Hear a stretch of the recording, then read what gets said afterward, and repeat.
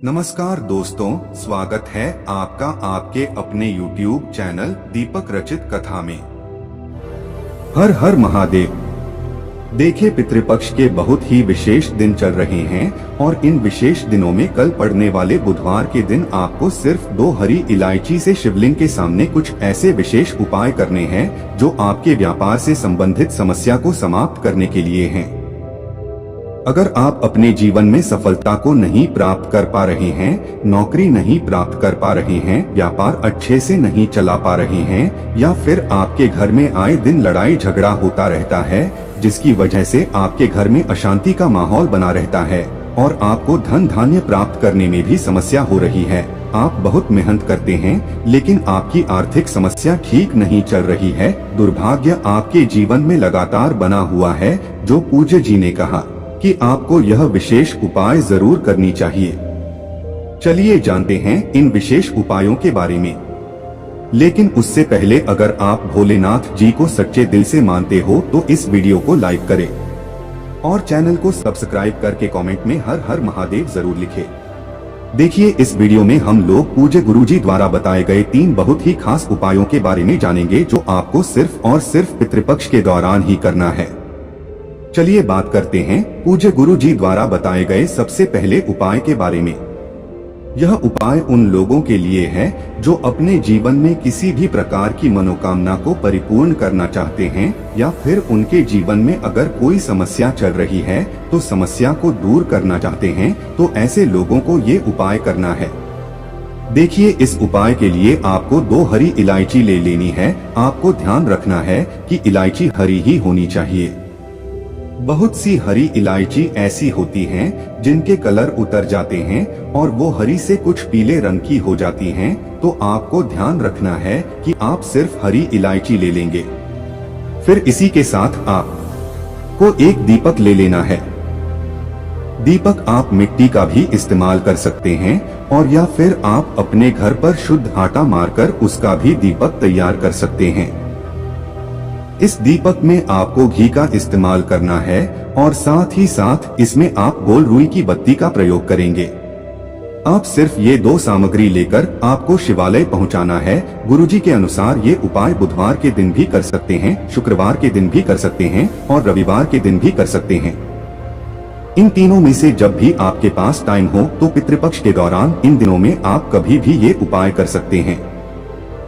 आप देखें, शिवालय पहुंचकर सबसे पहले आप एक काम करेंगे, आप जो दीपक लेकर गए हैं उस दीपक को वहीं शिवलिंग के आसपास कहीं पर रख दीजिए और उसे फिर प्रज्वलित कर लीजिए। फिर आप जो 2 इलायची लेकर आए हैं उनमें से एक इलायची आप अपनी मुट्ठी में बंद करिए और इसे अपने सर के ऊपर से 21 बार उतार लीजिए। आप एक काम कर सकते हैं, आप अपने घर से भी ये इलायची अपने ऊपर से उतारकर तब फिर शिवालय ले जा सकते हैं। लेकिन फिर आपको ध्यान रखना है कि यह हरी इलायची आपको अलग ही रखनी पड़ेगी।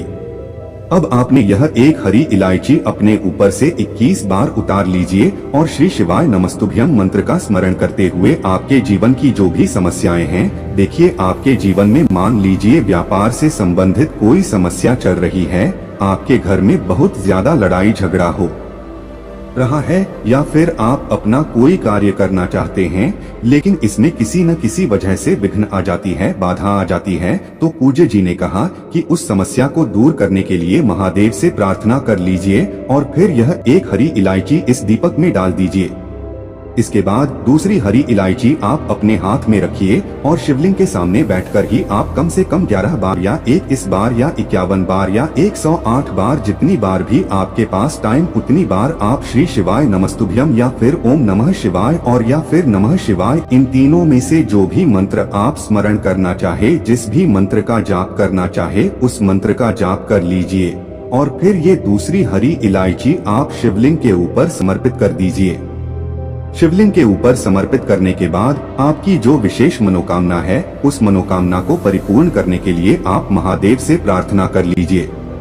देखिए, आप जो पहली इलायची दीपक में डालेंगे वो आपके जीवन में समस्याओं को समाप्त करने के लिए है और ये जो दूसरी इलायची आप शिवलिंग के ऊपर समर्पित कर रहे हैं यह आपकी किसी भी प्रकार की मनोकामना को परिपूर्ण करने के लिए है। पूज्य गुरु जी ने कहा कि अगर आप यह उपाय शाम के समय में करते हैं तो यह आपके लिए बहुत ही विशेष हो जाता है। कोशिश करेगा कि शाम को जब सूर्यास्त हो जाए तो उसके बाद ही आप ये उपाय करें। ये उपाय करने के बाद आपके हर प्रकार की मनोकामना महादेव की कृपा से परिपूर्ण होगी और साथ ही साथ अगर जीवन में किसी भी प्रकार की समस्या चल रही है तो वो भी इस पितृपक्ष के दौरान समाप्त हो जाएगी। अब इसके बाद बात करते हैं पूज्य गुरु जी द्वारा बताए गए दूसरे खास उपाय के बारे में।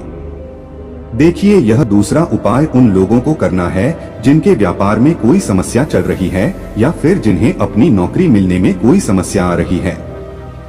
पूज्य गुरु जी ने कहा कि से ऐसे लोग होते हैं जो अपने व्यापार में तरक्की करना चाहते हैं लेकिन बहुत सारी मेहनत करने के बाद भी उनका व्यापार अच्छे से नहीं चलता है। उन्हें लगातार घाटा होता रहता है या फिर उनकी नौकरी नहीं लगती है और नौकरी लग जाती है तो फिर उन्हें प्रमोशन नहीं मिलता है। तो ऐसे लोगों को ये उपाय करना चाहिए। इस उपाय के लिए आपको जरूरत पड़ेगी एक लोटा जल की। लोटा तांबे का ले लीजिएगा और इस लोटे में जल आप अपने किचन से भर लीजिएगा। आपकी किचन में मटका, आरो या बाल्टी जो भी रखा रहता है वहीं से आपको यह लोटा जल भर लेना है और इस जल में आपको 11 काले तिल के दाने डाल देने हैं। अब देखिए, यह एक लोटा जल आपको रात भर अपने किचन में जो पीने वाला स्थान है, आपके किचन में जो पीने वाला पात्र रखा है उसी के बगल में आपको ये रख देना है। ये उपाय आप हफ्ते में किसी भी दिन कर सकते हैं, बस आप रविवार को छोड़कर और पूरे हफ्ते में किसी भी दिन इस उपाय को कर सकते हैं। आप सभी जानते हैं कि रविवार के दिन हम लोग पीपल के वृक्ष की पूजा नहीं करते हैं, इसलिए आपको रविवार के दिन ये उपाय नहीं करना है। लेकिन अगर ये उपाय आप आज करना चाहते हैं तो आज शाम को आप एक लोटा जल भर लीजिएगा और उसमें 11 काले तिल के दाने डालकर आपके किचन में जो पीने वाला पात्र रखा हुआ है, मटका या बाल्टी जो भी रखा हुआ है, उसी के बगल में आपको यह एक लोटा जल भरकर रख देना है। और फिर दूसरे दिन अगर आपके पास सुबह टाइम में तो सुबह या फिर सुबह 7 बजे, 8 बजे, 9 बजे, 10 बजे किसी भी टाइम आप ये लोटा जल लेकर पहुंच जाएंगे पीपल के वृक्ष के नीचे और यह पूरा जल आपको पीपल की जड़ में समर्पित कर देना है। पीपल की जड़ में यह जल समर्पित करने के बाद फिर आपको वापस आ जाना है। और एक काम आप और करेंगे कि पीपल के वृक्ष के नीचे जब आप जल समर्पित करेंगे तो आपको प्रार्थना कर लेनी है कि आपके व्यापार में या नौकरी से संबंधित कोई समस्या चल रही है तो उसको दूर करने की प्रार्थना कर लें। आप अपने से ऐसी प्रार्थना करते हुए फिर वापस अपने घर आ जाएंगे। गुरुजी ने कहा कि अगर इस पितृपक्ष के दौरान आप किसी भी एक दिन ये उपाय कर लेते हैं तो इससे आपके पितृ आपसे प्रसन्न हो जाते हैं और आपको मनोवांछित फल की प्राप्ति करवाते हैं। ये उपाय उन लोगों को करना है जिन्हें अपनी शादी में किसी भी प्रकार की समस्या आ रही है, उनका विवाह समय से नहीं हो पा रहा है या जीवन में किसी भी प्रकार की समस्या बनी है तो फिर ऐसे लोगों को ये उपाय करना है। पूज्य जी ने कहा कि पितृ से संबंधित कोई भी दिक्कत अगर आपके जीवन में बनी है तो आपको ये उपाय कर लेना चाहिए। इस उपाय के लिए आपको एक लोटा जल ले लेना है।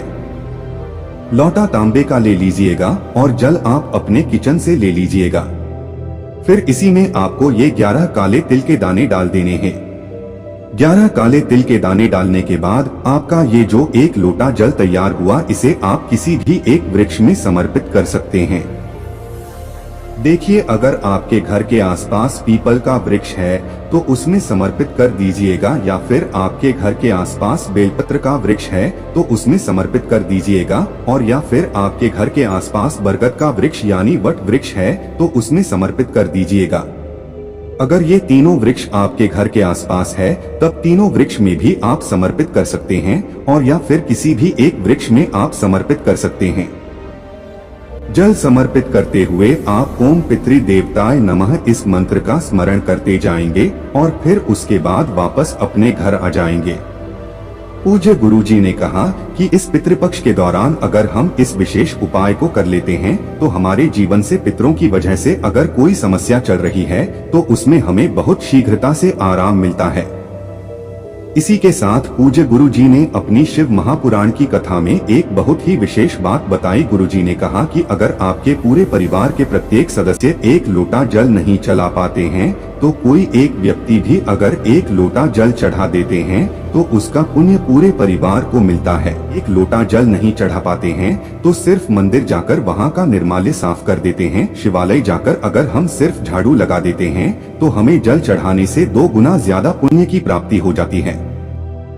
इसलिए अगर आप लोग एक लोटा जल न चला पाए तो पूरे दिन में किसी भी समय शिवालय जाकर वहां झाड़ू लगा दें या फिर वहां का निर्माल्य साफ कर दें। शिवलिंग के आसपास जो भी इधर उधर का सामान पड़ा हुआ हो उसको आप हटाकर कहीं यह पन्नी में रख दें। तो पूज्य गुरु जी कहते हैं कि इसका पुण्य भी हमें एक लोटा जल चढ़ाने से भी अधिक प्राप्त होगा। इसी के साथ पूज्य गुरुजी ने कहा कि कभी भी शिवालय से वापस आते समय कलश खाली मत लाना, यानी आपने जो लोटा में जल आया है उस जल को थोड़ा सा वापस जरूर लेकर आना। शिवलिंग पर जल चढ़ाने के बाद अपने घर जब भी वापस आना तो उस जल आधारित से निकलने वाले थोड़े जल को आप जरूर लेकर आया करें। ऐसा करने से हमें कभी भी अपने जीवन काल में किसी भी प्रकार की कंगाली का सामना नहीं करना पड़ता है। पूज्य गुरुजी ने कहा था कि जिस प्रकार से आप यह खाली नहीं लाते हैं, उसी प्रकार से महादेव आपको अपने जीवन काल में कभी भी खाली नहीं करते।